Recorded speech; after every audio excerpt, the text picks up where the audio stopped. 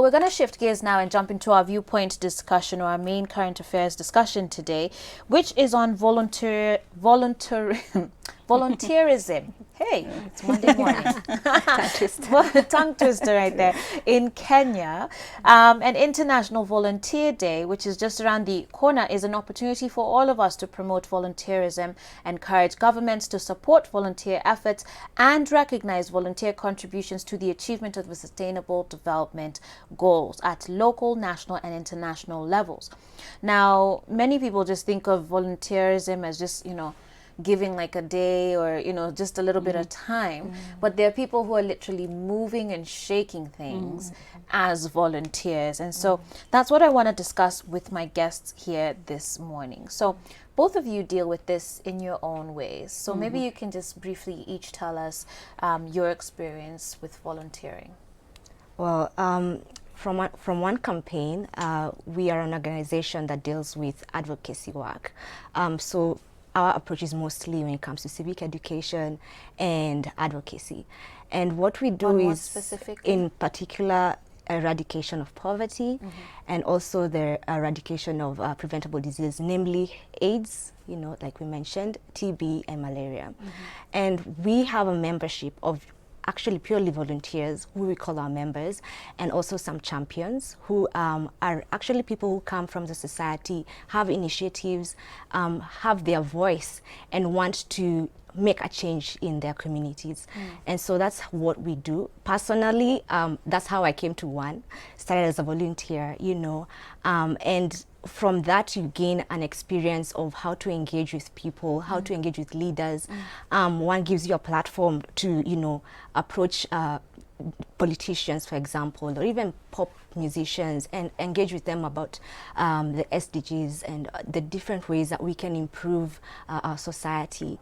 And I think it's a very important thing to do, stepping up and volunteering, because you're able to not just put and increase support for the community, but also enhance your skills as a young person. We have these issues of unemployment.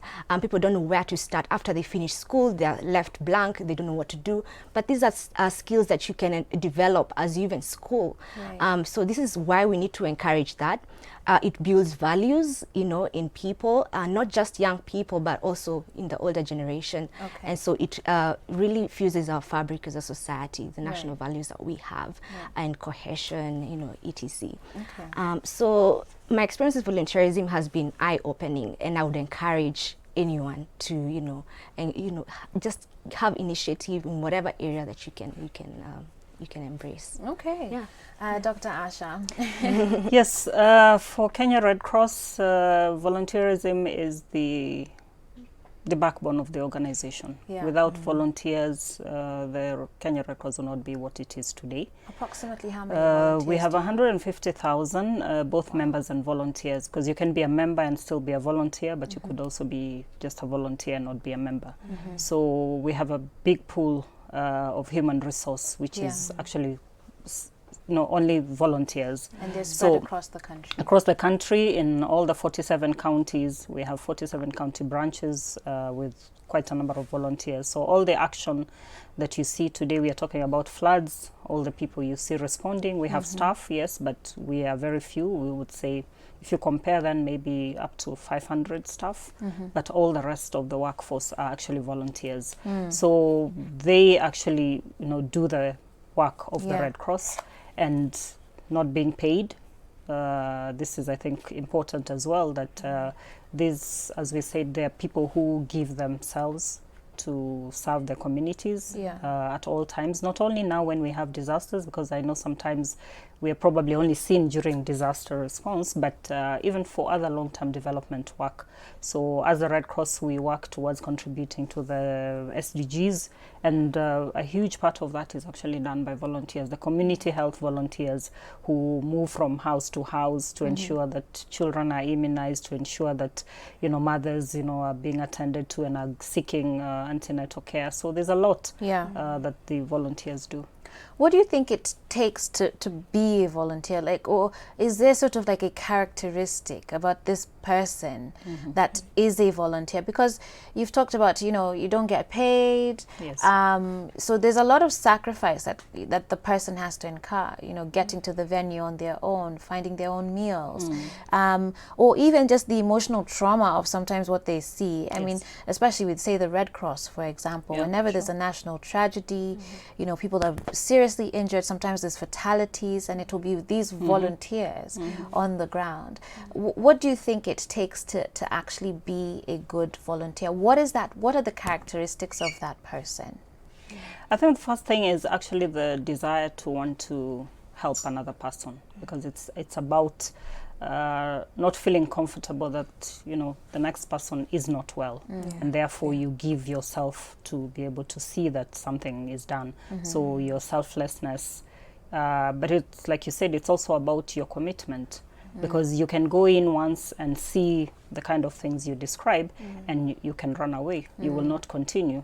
So commitment to continue even in the face of these challenges, and not see them as challenges, but, you know, see them as, you can say, some constraint of some kind, and be determined to want to still overcome them. Yes, and find a solution. Right.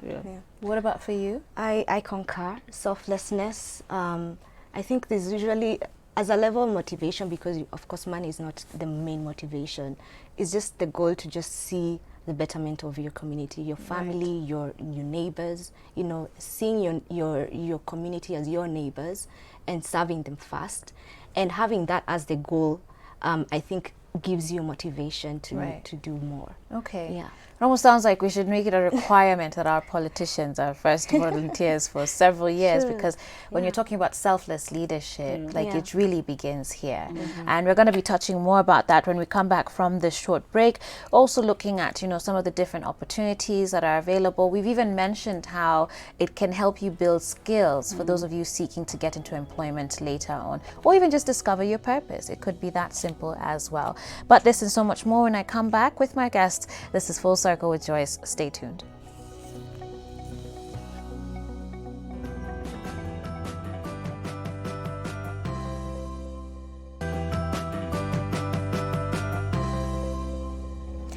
All right, guys, welcome back to Full Circle with Joyce. Thank you so much for engaging with us this morning.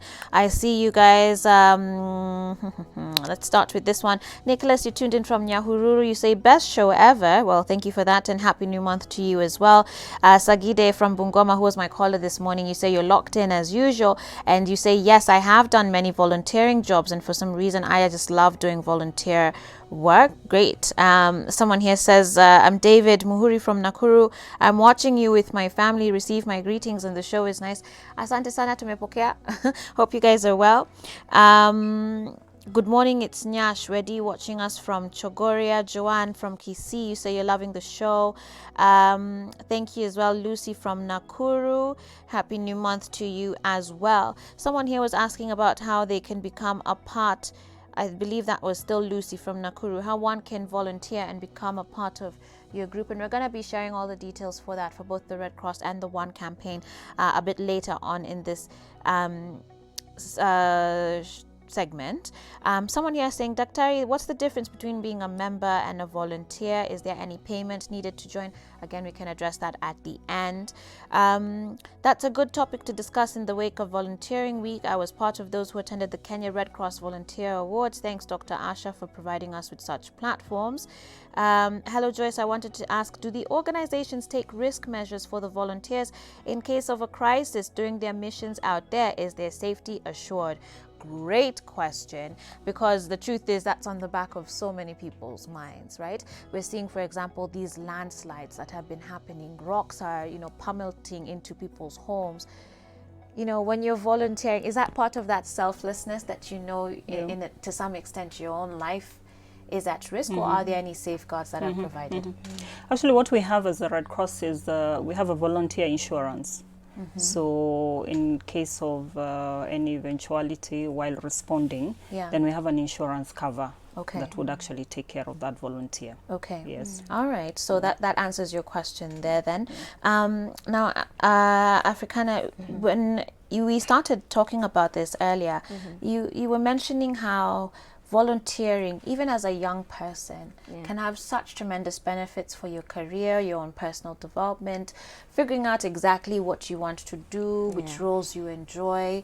But a lot of people are, they don't want to do that because we're in this age where we want quick money, we want big careers, we want to drive big cars immediately. But maybe we can just re-emphasize how important that is, particularly in the wake of how unemployment in Kenya, yes, is quite high. Yeah, I mean, 500,000 people graduate from Kenyan universities every year. So you can imagine how saturated the market is. Finding spaces is a competition in itself. Right. And so you have to position yourself, in a very competitive manner. But, once you put yourself out there, you're not just enhancing your skills, but you're also saying, I can do more. You are also putting yourself out there in that if someone starts thinking, okay, so who do I have this job, I need someone, to take a photograph of me or to manage this event for me, who will be the first person I think of? It's the volunteer I had in the last event, or the person I had supporting me in the office. And so, it has that benefit in terms of putting yourself out there and being selfless. And I think, the benefits are numerous. You can't just Dr. exhaust Asha, what are some of the ones that you would add? And as you comment on that, it is possible even with the Red Cross that I'm sure there are people who actually have jobs, but they still volunteer anyways. But for the ones who say don't, are there a lot of young people that are engaging with the Red Cross as far as volunteers? And what do you think are some of the biggest benefits that they're walking away with? Actually, 80% of our volunteers are young people. So this is really, it's quite huge. And yes, I think as she says, the benefits in terms of developing their own skills are really important.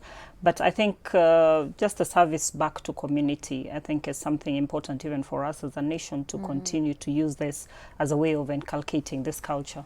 I think, Joyce, for me, one of the things I grapple with, and I hope that we will reach this point to be able to also see the shift in this and to encourage more people to volunteer, is when we begin to consider that the experience you gain while volunteering can be counted as experience when you're looking for a job. Yes. Because this is a big problem, because then when we say you must have 5 years experience, and most of the times we're looking at it as from a formal experience. So the minute I think we begin to also count that the time you spend volunteering is equal to the time that somebody else gains experience through a formal engagement, I think will be the game changer. And there are many people who have volunteered for many years and probably have more to give to organizations than other people who've probably just graduated and gone through a formal employment. So I think we need to change the way we look at that, and I think it could make a big difference. Absolutely. I'd 100% agree with that. I don't know what you guys think about that. And that would be even just for the whole psyche of our nation. If someone feels that they're getting up every morning and they're giving of themselves and it counts, like even for their future, I'm sure we'd see so many more, come into the volunteering space, especially because our country needs it so badly. But on that point then, what can governments, organizations, businesses do? Some businesses, I don't know, maybe they need to start opening up their doors to more internships and more volunteer opportunities. What would be some of the challenges that you'd like to throw out to them?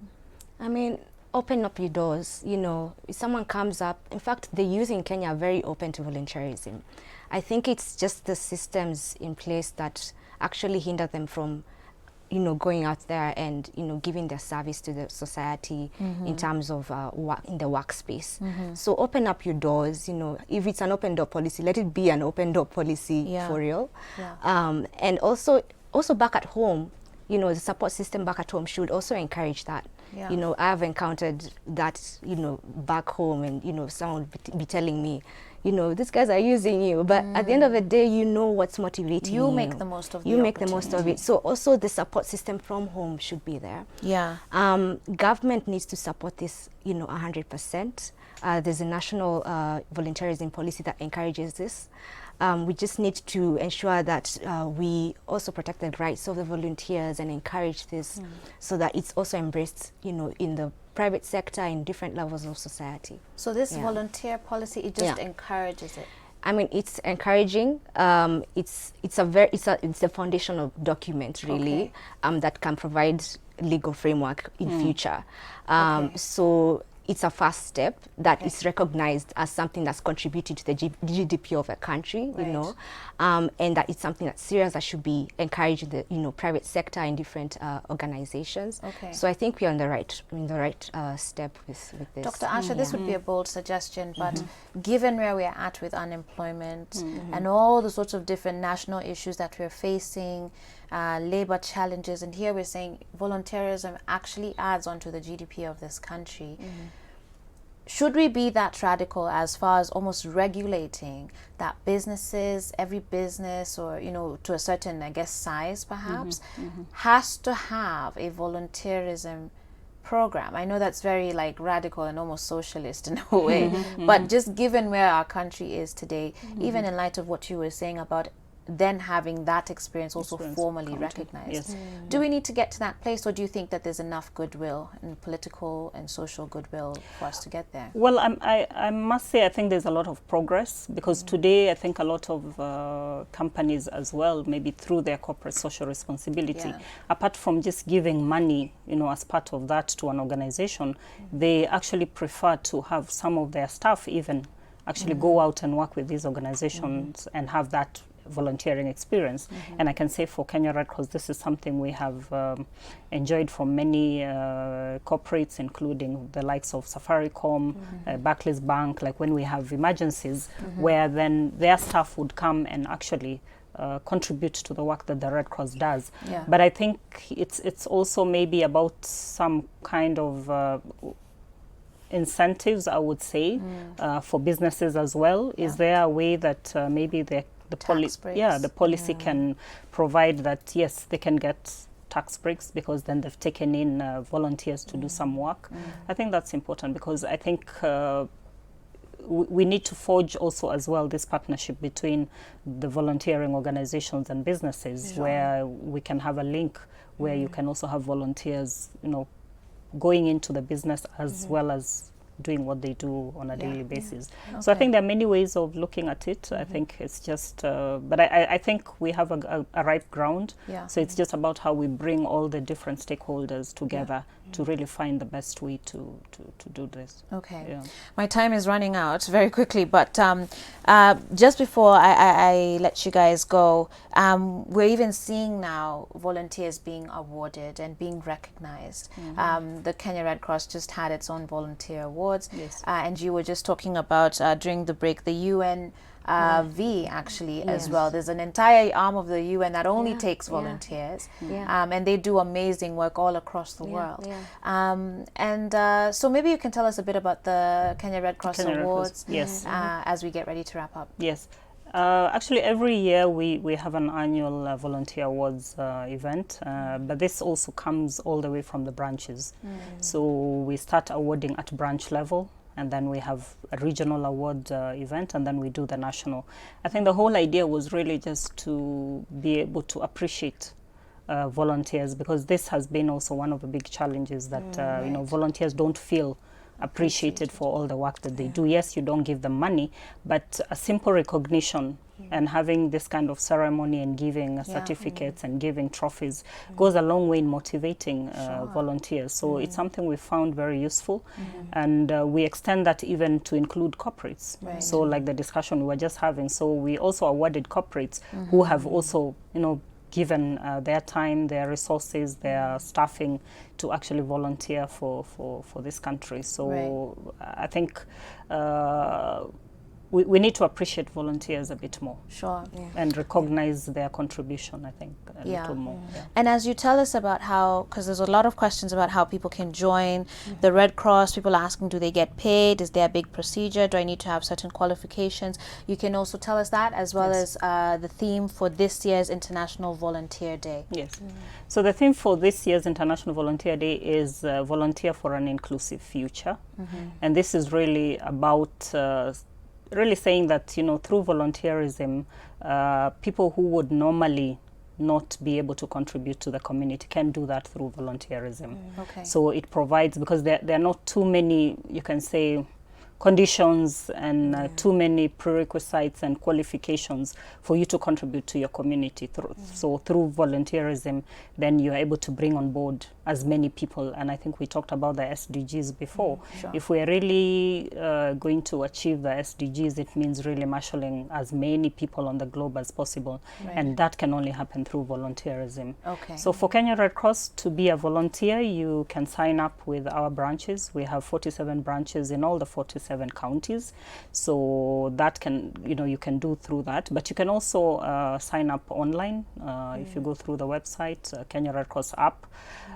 We don't pay volunteers, but sometimes what happens, for example, today when you're responding to disasters and maybe you're out there for a long time, then you'll get some facilitation, maybe transport, some lunch allowance.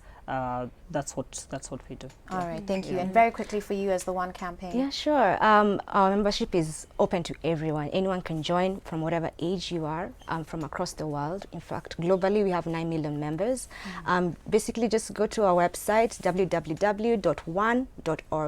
And, you know, once you're there and you sign up, you basically join this community, a big movement that signs petitions, that engages leaders and participates in all these activities, including the festival on the 5th of December, which will be taking place at the Railways grounds.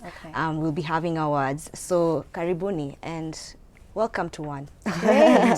Thank you, Africana. Yes, thank you, thank Dr. you. Asha, for your Thank you. time and for just challenging us about volunteering today, especially as we get into the festive season as well. And you think about next year, you know, maybe you can even have on their resolution to give back, right? And this would be a great way to do it. So with that said, we're going to take a short break now as we get ready for our second hour of the show. This is Full Circle with Joyce. Stay tuned.